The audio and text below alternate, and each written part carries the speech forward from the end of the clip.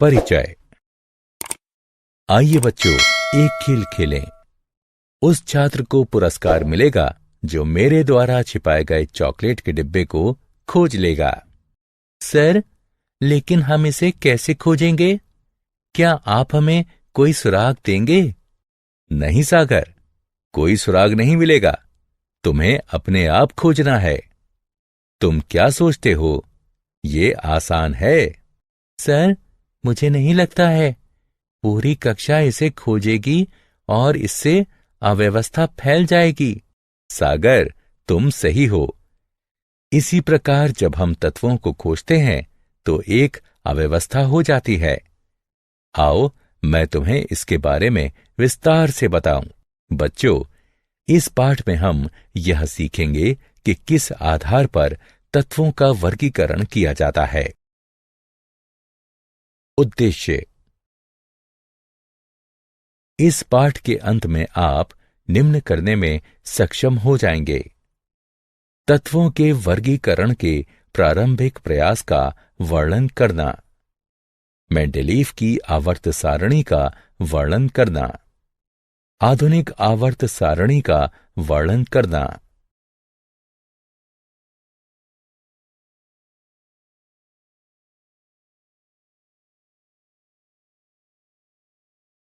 तत्वों के वर्गीकरण के प्रारंभिक प्रयास।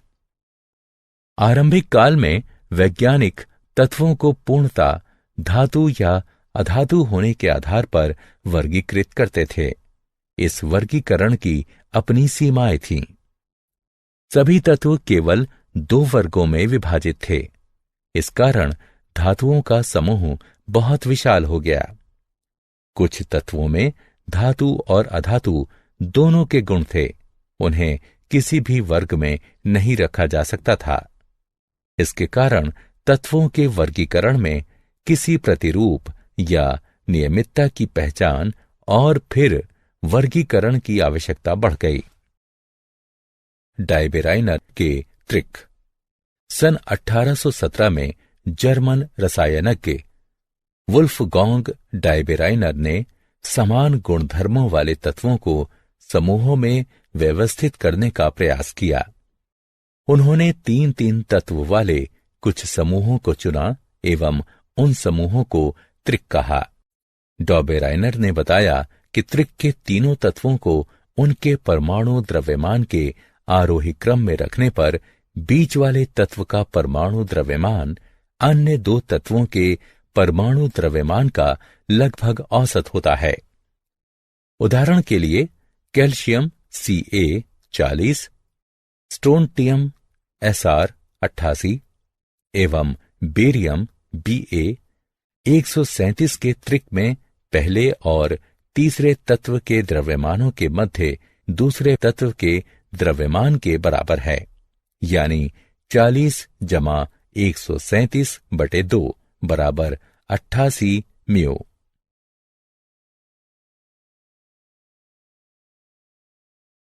क्या आप जानते हैं? जर्मन लेखक गोइथे डायबेराइनर के दोस्त थे।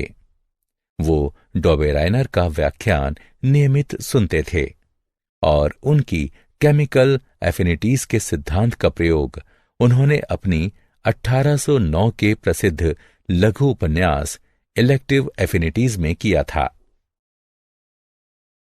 न्यूलैंड्स का अष्टक सिद्धांत। डायबेराइनर के शोध ने दूसरे वैज्ञानिकों को भी तत्वों के वर्गीकरण के लिए प्रेरित किया। त्रिक ज्यादा उपयोगी नहीं थे क्योंकि वो एक साथ केवल 3 तत्वों को वर्गीकृत करते थे। सन 1866 में अंग्रेज वैज्ञानिक जॉन न्यूलैंड्स ने खोज की कि जब तत्वों को परमाणु द्रव्यमान के आरोही क्रम में व्यवस्थित किया जाता है तो प्रत्येक 8वें तत्व का गुणधर्म पहले तत्व के समान होता है। इसे अष्टक सिद्धांत कहा गया।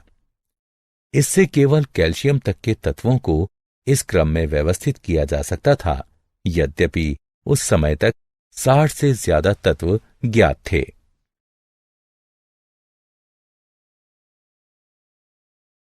क्या आप जानते हैं, दूसरे वैज्ञानिकों की तरह ही न्यूलैंड्स भी समान भार और परमाणु भार का प्रयोग करते समय अर्थ विभेद नहीं करते थे और 1863 में अपने शोध पत्र में उन्होंने अपने पूर्वजों द्वारा प्रयोग किए गए मान का ही प्रयोग किया। इस पद को अब सापेक्षिक परमाणु द्रव्यमान कहते हैं।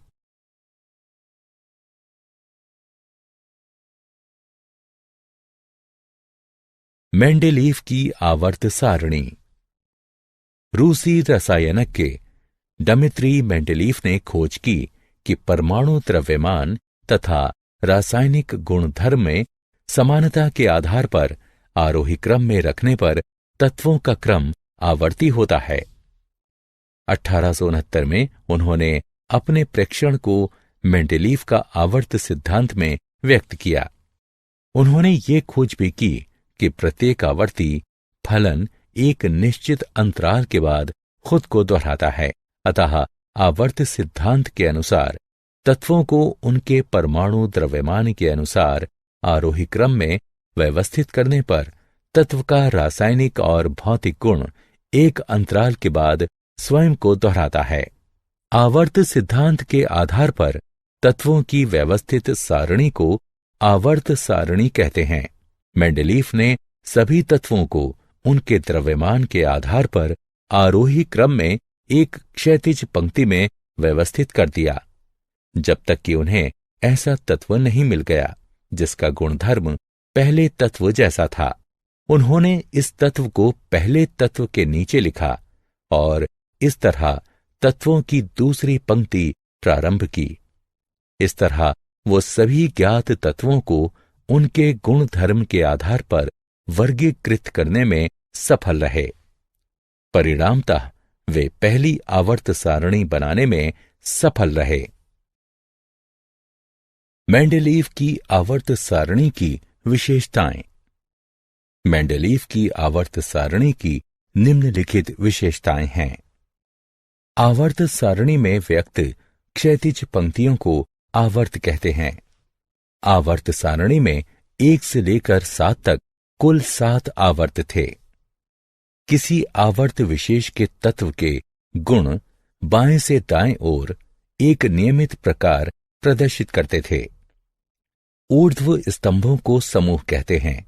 इन समूहों की संख्या 9 है और ये 1 से 8 तक तथा 0 के रूप में अंकित हैं। समूह 1 से 7 तक पुनः 2 उप समूहों ए और बी में विभाजित है। समूह 0 और 8 का कोई उप समूह नहीं होता है। किसी समूह विशेष के सभी तत्वों का रासायनिक गुणधर्म समान होता है। वे अपनी भौतिक गुणधर्म और रासायनिक अभिक्रियाओं में एक खास प्रकार प्रदर्शित करते हैं।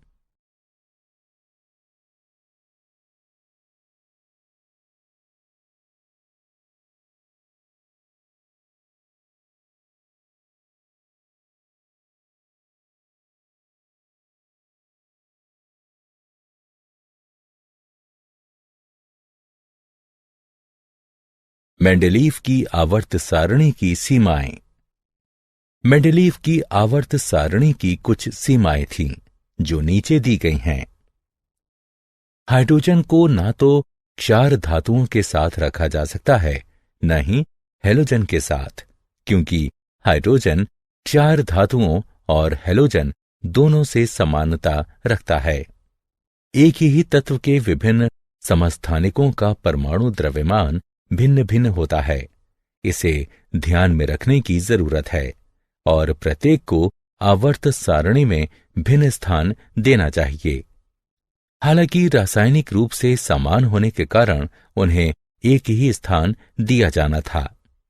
कुछ स्थानों पर अधिक परमाणु द्रव्यमान वाले तत्वों को कम परमाणु द्रव्यमान वाले तत्वों से पहले रखा गया है, जैसे कि ऑर्गन 39.91 को पोटेशियम 39.1 से पहले रखा गया है।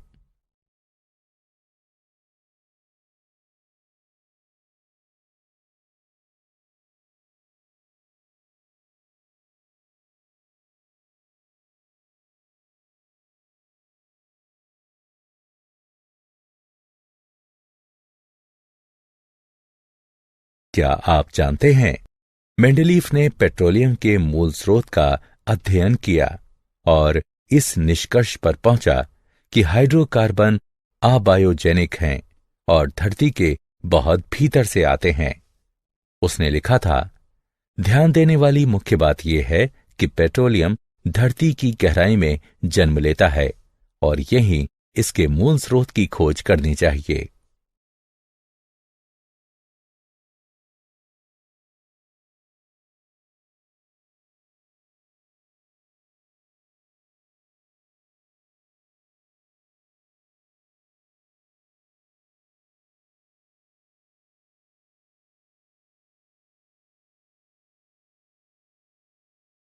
आधुनिक आवर्त सारणी।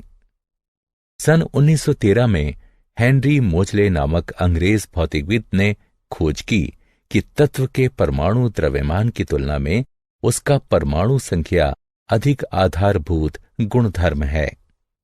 परमाणु संख्या परमाणु के नाभिक में उपस्थित प्रोटॉनों की संख्या को बताती है। न्यूट्रल परमाणु में इलेक्ट्रॉनों की संख्या भी परमाणु संख्या के बराबर होती है। इससे आवर्त सारणी में परिवर्तन हुआ। आधुनिक आवर्त सिद्धांत के अनुसार तत्वों के रासायनिक और भौतिक गुणधर्म उनकी परमाणु संख्या के आवर्त फलन होते हैं। आधुनिक आवर्त सारणी में तत्वों का स्थान। सबसे अधिक प्रयुक्त आवर्त सारणी आधुनिक आवर्त सारणी का दीर्घ संस्करण है। आइए आवर्त सारणी की कुछ विशेषताओं को देखें। समूह। आवर्त सारणी में 18 स्तंभ हैं। इन स्तंभों को समूह कहते हैं। समूहों के सबसे बाएं तरफ तत्व क्षार तत्व हैं और सबसे दाएं तरफ नोबल गैसें हैं। समूह के सभी तत्वों का इलेक्ट्रॉनिक विन्यास समान होता है और संयोजकता इलेक्ट्रॉनों की संख्या भी समान होती है। आवर्त। आवर्त सारणी की 7 पंक्तियां आवर्त कहलाती हैं। प्रत्येक आवर्त में एक नया कोश भरा जाता है। आवर्त संख्या उस कोश की भी संख्या होती है जिसका भरा जाना शुरू हुआ है।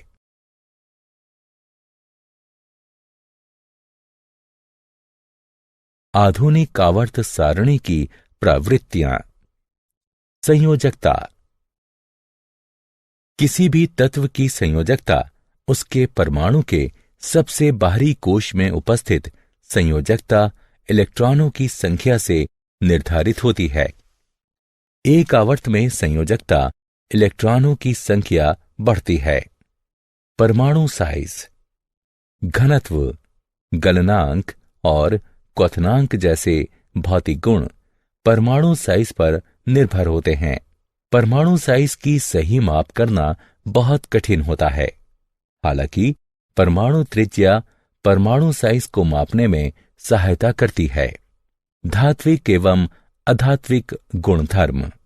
धातुओं का गुणधर्म विद्युत धनात्मकता है, यानी इनमें इलेक्ट्रॉन को त्यागने, धात्विक द्युति, मृदुता, आघात वर्धनीयता और विद्युत चालकत्व का गुणधर्म होता है।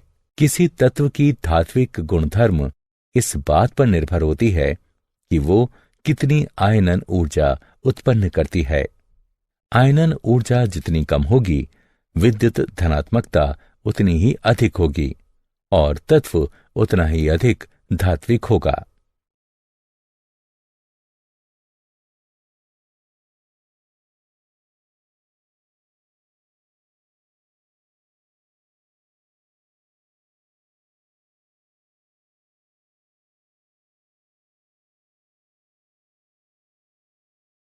सारांश। आइए हमने जो कुछ सीखा है उसे संक्षेप में दोहराएं। वैज्ञानिक तत्वों को धातु एवं अधातु के आधार पर वर्गीकृत करते थे।